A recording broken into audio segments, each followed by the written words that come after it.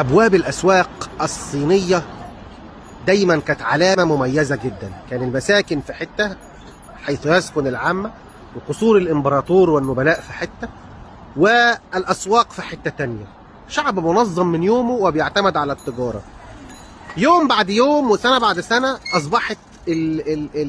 أصبح الأمر ده موجود في الثقافة الصينية. وبالمناسبة ده مش باب أثري ولا حاجة، انتقلت هذه العادة وأصبحت يعني الحكومة الصينية بتحرص على إن هي يعني تخلي هذا الأمر موجود.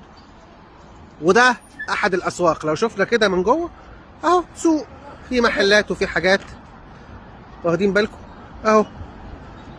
ببساطة نعمل إيه؟ نعمل له باب. الباب يبقى عامل إزاي؟ يبقى واخد الطراز بتاعنا، طراز عظيم. أولا في الألوان، في 3 ألوان في الحضارة الصينية القديمة.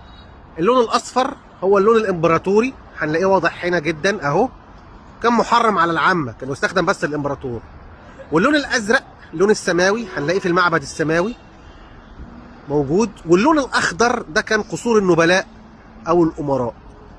ال3 ألوان هم أهم 3 ألوان في الحضارة الصينية القديمة. هنلاقي طبعا السقف العظيم بتاعهم اللي بيمثل رمز الحضارة. وفي الحيوانات المعروفة، التنين. من أول يوم جيت هنا، هو التنين ده يا جماعة هل هو كائن حي حقيقي أسطوري ولا لأ؟ لقيته في كل الحضارات. كان في العنقاء، وكان في مش عارف إيه، الطير اللي بيطلع نار من بقه. طبعا كلها أساطير راجعة لقصة الديناصور اللي يمكن الحضارة البشرية ما شافتوش بس سمعت عنه. لكن هل كان في كائن حي فعلا بيطلع نار من بقه؟ دي حاجة أنا ما شفتهاش، بس هو موجود في الحضارة الصينية القديمة. هنلاقي أيضا زي ما انتم شايفين أهو أهو موجود بشكل مزخرف. وهنا طبعا الحيوانات كلها جزء أصيل من الحضارة الصينية القديمة. بصوا يا جماعة التفاصيل، بصوا يا جماعة التفاصيل، بصوا يا جماعة التفاصيل، يا الله. الخشب هو العنصر الأساسي في العمارة الصينية. الأسدين اللي هم يعني بيفكرونا بأسدين قصر النيل. الأسد ده هتلاقيه موجود في كل أبواب المباني الحكومية، أسدين يمين وشمال.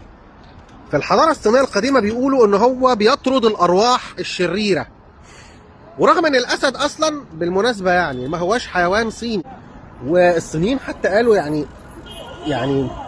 يعني أنا حتى سألت صينيين كتير مفيش أسود في الصين. لكن التبادل التجاري زمان في طريق الحرير مع بلاد فارس وبلاد الهند فهمهم فكرة الأسد. فالأسد أصبح يرمز بشكل كبير جدا